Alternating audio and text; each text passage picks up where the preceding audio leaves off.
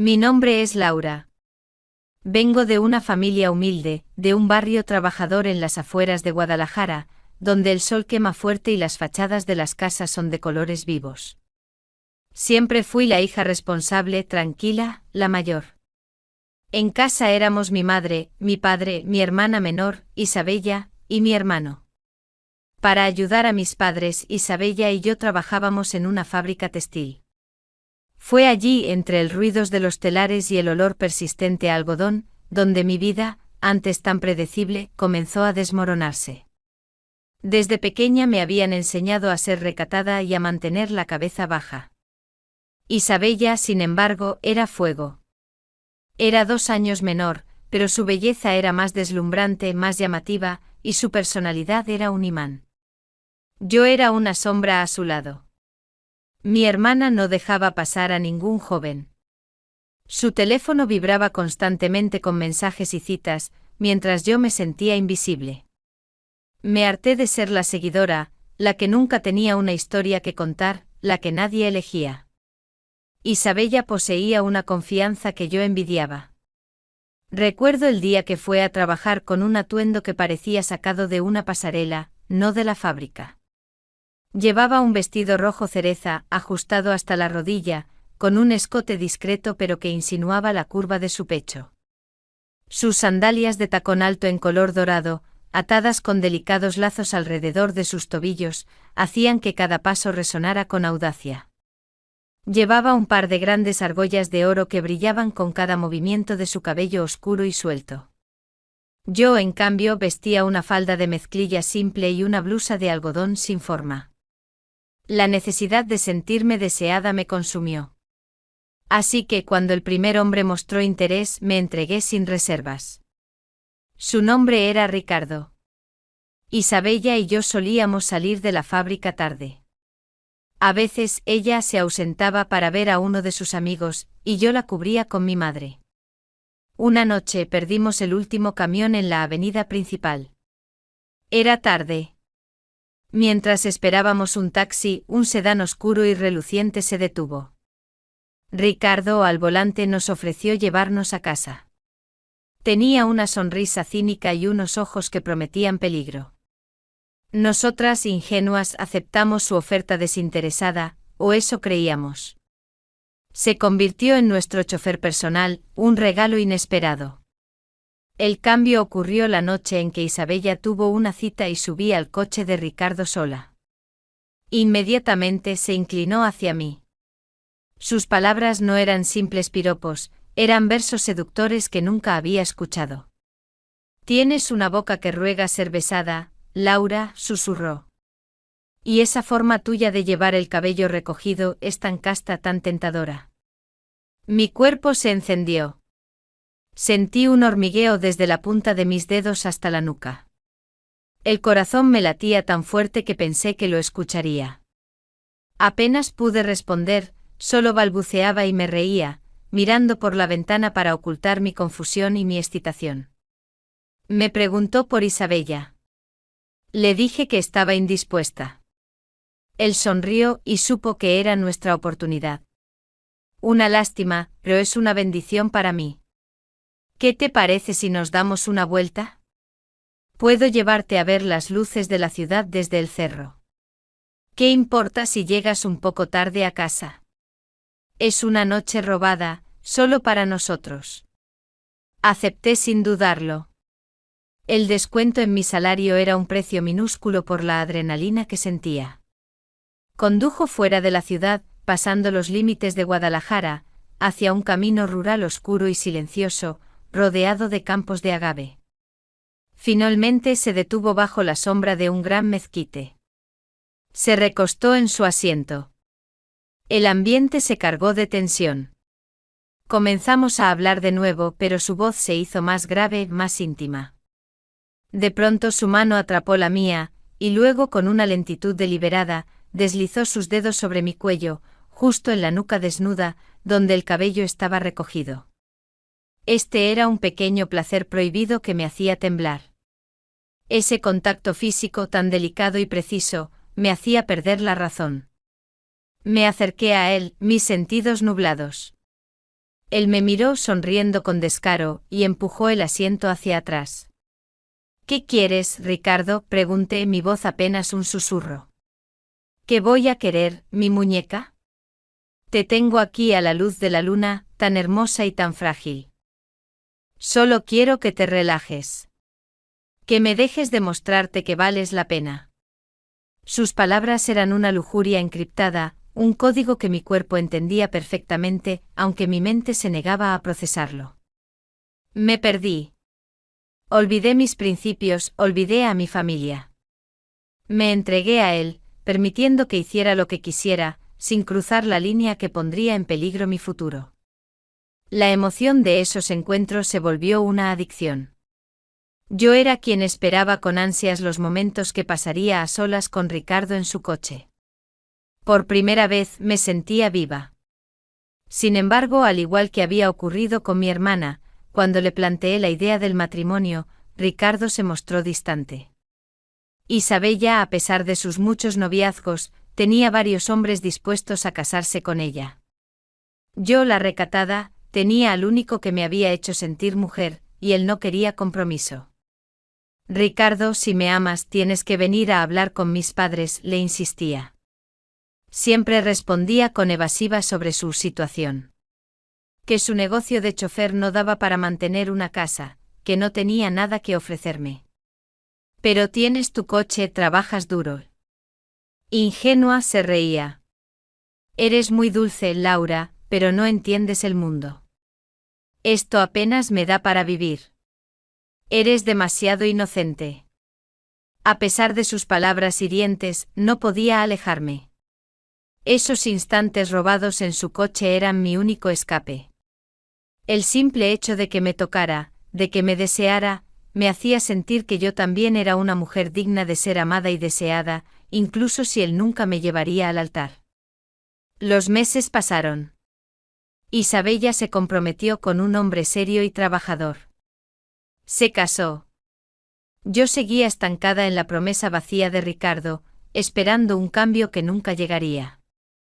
Yo, la hermana mayor, la que se casó primero. La ironía era un puñal. Mis padres intensificaron la presión. Yo era la mayor y seguía soltera. La felicidad de Isabella, casada y estable, era un espejo cruel que me devolvía mi propia soledad y mi error. Yo sentía que mi vida se marchitaba en Guadalajara mientras mi hermana florecía. Estaba harta de las migajas de Ricardo. Finalmente decidí que necesitaba un escape, una tabla de salvación, aunque estuviera manchada de desesperación. Mi oportunidad llegó de forma inesperada. A través de conocidos de la iglesia, mi madre conoció a doña Elena, una señora de San Miguel de Allende, un pueblo colonial famoso por su belleza y ambiente bohemio. Elena buscaba esposa para su único hijo Javier. Javier era un albañil honesto y trabajador, un hombre con un corazón de oro que había dedicado su vida a su madre tras la muerte de su padre. No era rico, pero tenía el valor y la decencia que a Ricardo le faltaban. Doña Elena me contactó y me mostró fotos. Elena me impresionó desde el primer momento. Era una mujer distinguida, con la piel aún tersa y el cabello canoso siempre recogido en un moño elegante. Vestía con una pulcritud impecable, incluso para el calor de Jalisco. Recuerdo su falda de lino color crema que le llegaba hasta la mitad de la pantorrilla y una blusa de seda azul pálido. Llevaba unos zapatos bajos de cuero con un ligero tacón, y su único accesorio notable era un delicado broche de plata prendido cerca del cuello. Era la imagen de la dignidad y la moral. Me contó que Javier era un hombre virgen de emociones, centrado únicamente en el trabajo, pero que era capaz de amar con lealtad. Además, Javier ya tenía su propia casa, un pequeño hogar en San Miguel de Allende, aunque tendríamos que vivir con doña Elena, pues ella no podía quedarse sola. Antes de comprometerme sentí la obligación, la última súplica, de enfrentar a Ricardo. Lo cité por última vez en su coche. Me voy a casar, Ricardo, le anuncié con la voz temblorosa. Con un hombre que me ofrece una vida en San Miguel de Allende. Él soltó una carcajada seca. ¿De verdad, mi dulce Laura? ¿Quién es el pobre diablo que te va a aguantar? Felicidades. No había ni rastro de dolor en sus ojos. Solo burla. Cuando le confesé que habría estado dispuesta a vivir con él en la pobreza, que solo quería su amor, me miró con una mezcla de lástima y desprecio. Eres demasiado tonta para este mundo, Laura. Vete con tu albañil. Suerte con tu vida aburrida. Esa fue la puñalada final. Su crueldad me dio la fuerza para cortar el lazo. Regresé a casa y le dije a mi madre con una firmeza que no sentía: acepto. Me casaré con Javier. El noviazgo fue rápido. Javier era tímido pero genuino. Él veía en mí la pureza que Ricardo había erosionado, pero que mi exterior aún conservaba. Nos mudamos a su casa en el centro de San Miguel. La noche de bodas fue un torbellino de ansiedad. Aunque Ricardo nunca había llegado al extremo, yo temía que Javier, tan puro y novato, sintiera la suciedad en mí. Que supiera que yo ya conocía el lenguaje íntimo de un hombre. Afortunadamente, Javier fue la ternura personificada. Nuestra primera vez fue cuidada, lenta y llena de respeto. Me sentí protegida de un modo que nunca me había permitido Ricardo. Me sentí esposa, no un juguete. Sin embargo, en mi mente se libraba una batalla. Javier era la seguridad, el respeto. Me encantaba como cuando me besaba, a veces me apartaba suavemente el flequillo de la frente, un gesto de reverencia que se convirtió en mi nuevo fetiche. Ricardo era la química explosiva, la oscuridad prohibida. Tuve que enterrar esos recuerdos, forzarme a amar a Javier. Y con el tiempo lo logré. Era un esposo ejemplar. La vida en San Miguel se estabilizó. Javier era incansable. Un día me anunció que había conseguido un contrato de construcción muy lucrativo, pero que requeriría que se mudara temporalmente a Monterrey por algunas semanas, regresando solo los fines de semana. Si te opones, no voy, mi amor, me dijo, pero el dinero nos sacaría de apuros. Ve, Javier, le dije. Ve por nuestro futuro. Estaré bien aquí con doña Elena. Javier dudó, pero Elena lo tranquilizó con su sonrisa segura. Ve tranquilo, hijo. Laura y yo nos cuidaremos. Yo la cuidaré a ella. Y así Javier se fue al norte, a Monterrey, a trabajar sin descanso. Me dejó en el hermoso, pero ahora silencioso, hogar colonial de San Miguel de Allende, sola con mi suegra, doña Elena. La casa en San Miguel, sin Javier, se convirtió en un nido silencioso.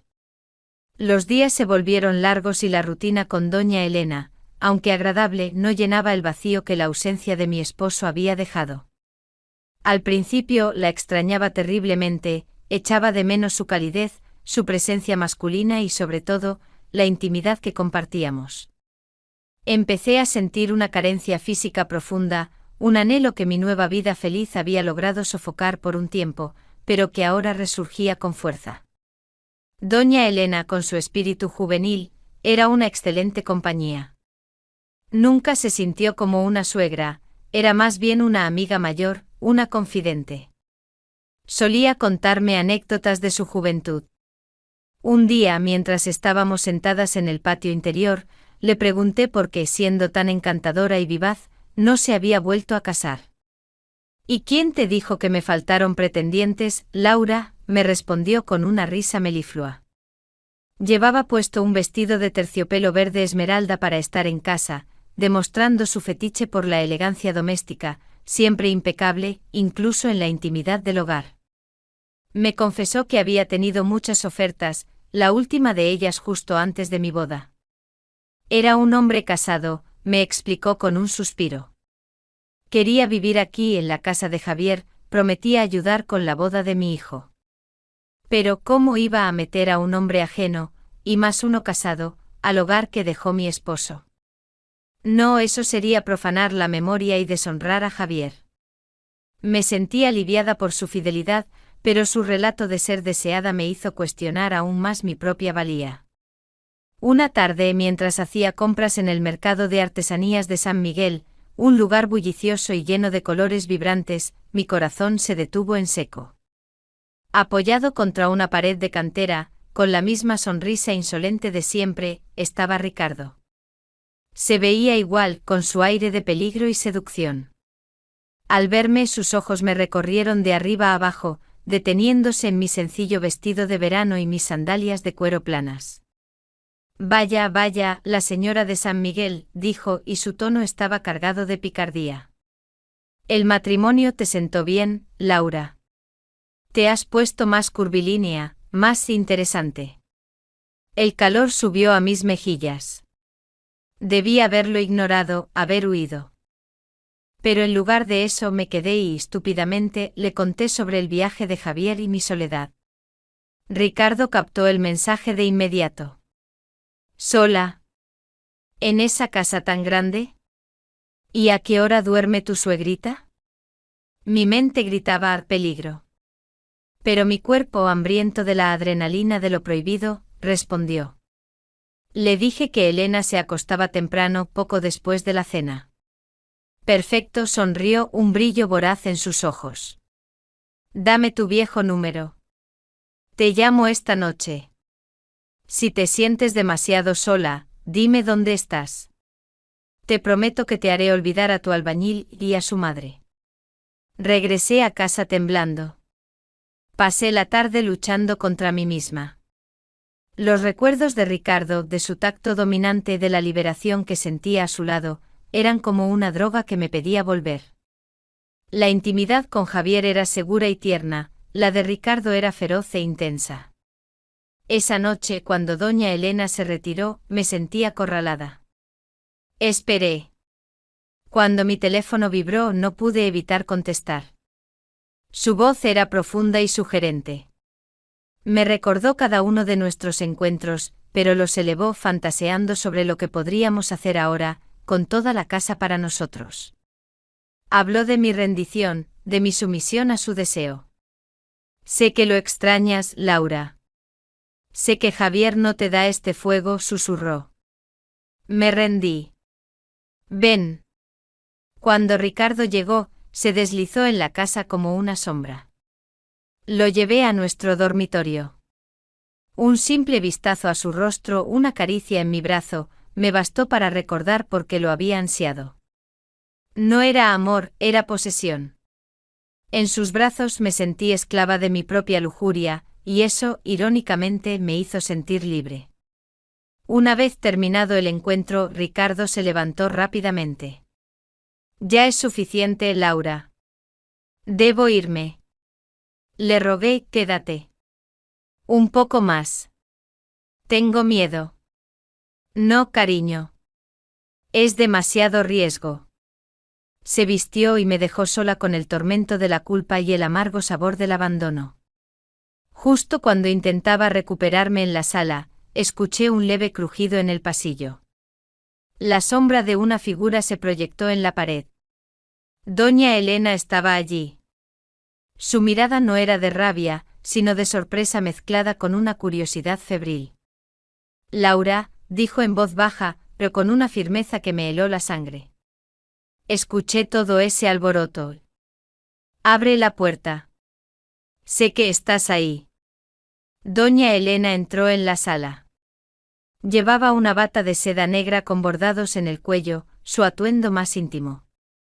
En sus ojos el shock inicial se había transformado en una mezcla peligrosa de comprensión y codicia. Lo vi irse, Laura, dijo sentándose a mi lado en el sofá. Su cercanía me hizo percibir el perfume de jazmín que siempre usaba. Vi a Ricardo y escuché lo suficiente para saber lo que pasó. Estas paredes son viejas y delgadas. ¿Verdad que a ambas nos falta algo ahora que Javier está en Monterrey? Mi pánico se mitigó con una extraña sensación de alivio. Ya no estaba sola con mi culpa. Pero la propuesta tácita de Elena era aborrecible.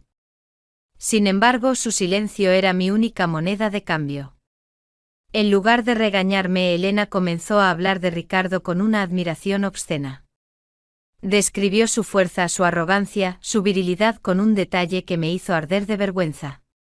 Todo lo que él me había susurrado, ella lo repetía, pero con la perspectiva de una mujer experimentada. Laura, yo también he estado sola mucho tiempo. Él tiene esa chispa que a un hombre maduro le falta. ¿Y yo? Solo tengo recuerdos y un hogar vacío. Me tomó la mano con firmeza. No le diré nada a Javier. Pero quiero conocerlo. Estaba horrorizada, pero atrapada. El silencio de Elena era mi seguro de vida. No podía rechazar su propuesta, ella tenía el poder absoluto sobre mi matrimonio y mi reputación. A partir de esa noche, yo fui la cómplice.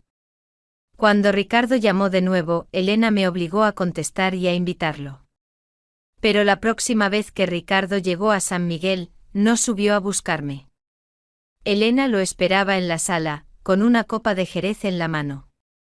Yo, escondida en mi habitación, escuché sus risas, sus susurros y finalmente los sonidos inconfundibles que confirmaban mi peor pesadilla. Mi corazón se llenó de rabia e impotencia. Esos sonidos, que antes me pertenecían, ahora eran propiedad de mi suegra. La maldita ironía era insoportable. Ricardo, el canalla, gozaba con esta dinámica enferma. Se deleitaba siendo el objeto de deseo de dos mujeres de la misma casa. En las llamadas, Ricardo me ignoraba. Cuando me hablaba era para burlarse, describiendo a Elena como ardiente y sin inhibiciones. Pronto, Ricardo venía a la casa solo para Elena. Ella se volvió posesiva. Me trataba con una superioridad evidente, diciendo con desdén: Laura, Ricardo dice que ya estás casada y que él no quiere complicarte la vida. Prefiere a una mujer libre, que sabe lo que quiere. Me sentí humillada, reemplazada. Todo lo que Ricardo me había dado, el sentimiento de ser deseada, de ser bella, ahora era de Elena. Ella me había robado mi droga emocional. ¿Por qué me haces esto? ¿Por qué me lo quitas? Sabes que si Javier se entera de mi desliz, sufrirá. Pero si se entera de los dos, lo destrozarás, grité un día, pero ella solo se encogió de hombros, arreglándose el broche de plata con aire regio. Yo no lo quité, Laura. Él me eligió. Yo soy la mujer, tú eres la niña. Y si guardas silencio, mi secreto es tu secreto. La humillación me consumió. Mi mente enferma de celos ciegos, solo tenía una salida, la destrucción. Ricardo era mío. Si ella lo tenía, debía desaparecer. Bien, Elena. Si me chantajeas con el silencio, yo te chantajeo con la verdad, la amenacé. Si Ricardo no vuelve a ser solo mío, le diré a Javier absolutamente todo. Le contaré sobre ti y él. Le diré que metiste un amante en su cama mientras él trabajaba como un burro. Tendré las pruebas. Y él te lo hará pagar. A ti y a Ricardo. Inmediatamente llamé a Ricardo y repetí la amenaza. Él, un cobarde ante la idea de la exposición pública, se asustó. Laura, cálmate. Dime, ¿qué quieres que haga? Mi voz era fría y decisiva, sin rastro de la inocencia de Guadalajara. Deshazte de ella. Si Elena desaparece, solo quedaremos tú y yo. Nuestro secreto estará enterrado para siempre. O ella se va, o le cuento toda la verdad a Javier. Ricardo, acorralado por mi amenaza, actuó con la cobardía que lo definía. Yo ya no era la ingenua de Guadalajara, me había convertido en una mujer dominada por la obsesión. Mi único objetivo era eliminar a Elena para que Ricardo fuera solo mío. Olvidé que él era un canalla, mi mente solo procesaba la venganza por el desprecio. Ricardo llamó a Elena, invitándola a una cita secreta fuera de San Miguel, lejos de los ojos de Laura. Elena, ciega por la vanidad y su deseo, aceptó de inmediato. La recuerdo esa noche, vestía una falda negra de encaje y una blusa de seda, con su chal de lana cubriéndole los hombros. Antes de irse me miró con triunfo frío y me dijo: no me esperes, Laura. Será una noche muy larga. Doña Elena nunca regresó. Al día siguiente Ricardo me llamó. Su voz era hueca. Me dijo que había terminado el asunto. La llevó en su coche a una zona desolada en los límites entre Guanajuato y Querétaro. Allí, en un acto de brutalidad, la golpeó en la cabeza con un objeto contundente y arrojó su cuerpo a un arroyo o un pozo abandonado. Los detalles eran espantosos, pero yo sentí una anestesia moral.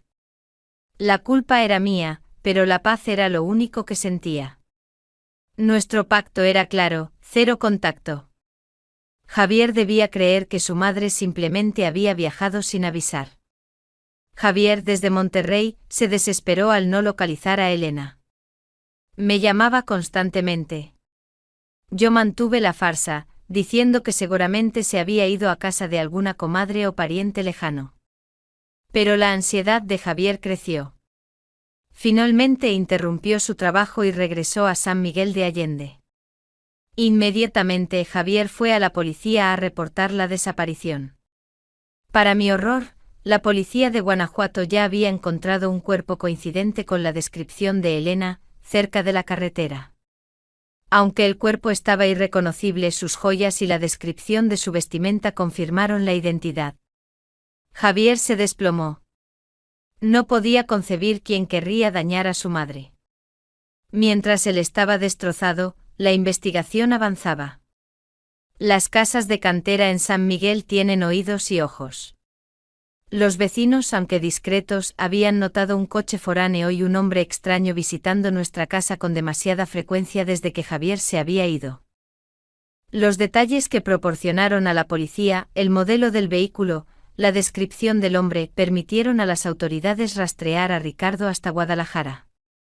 Ricardo fue detenido en su taller mecánico. Al enfrentarse a las pruebas, se derrumbó. Era un cobarde, no un asesino. Confesó todo, los encuentros íntimos con Elena, mis celos enfermizos, mi chantaje y, finalmente, el asesinato que cometió bajo mi insistencia. Declaró que yo lo había manipulado con la amenaza de revelar la verdad a Javier. Cuando la policía vino a arrestarme, Javier estaba en casa. Me miró con unos ojos vacíos que nunca olvidaré. En ese instante comprendió que había perdido a su madre y a su esposa a manos de la misma traición y la misma locura. Mi vida terminó cuando busqué la lujuria prohibida en lugar del amor verdadero de Javier. Terminó cuando permití que el deseo de poseer me convirtiera en una instigadora de asesinato. Mis celos no eran amor, eran veneno puro. Ahora estoy en la cárcel de Guanajuato, esperando mi sentencia. Probablemente sea cadena perpetua. Todo comenzó con un toque robado en el asiento de un coche y mi ingenuidad de creer que ser deseada equivalía a ser amada. Javier nunca me perdonará. Ricardo será castigado. Elena fue mi víctima. Pero, ¿y si les digo que Ricardo mintió en un detalle crucial? ¿Y si no estaba solo en esa carretera de Querétaro? ¿Y si la persona que realmente lo ayudó con la logística, la persona que todavía está libre, es alguien más cercano a Javier de lo que cualquiera puede imaginar?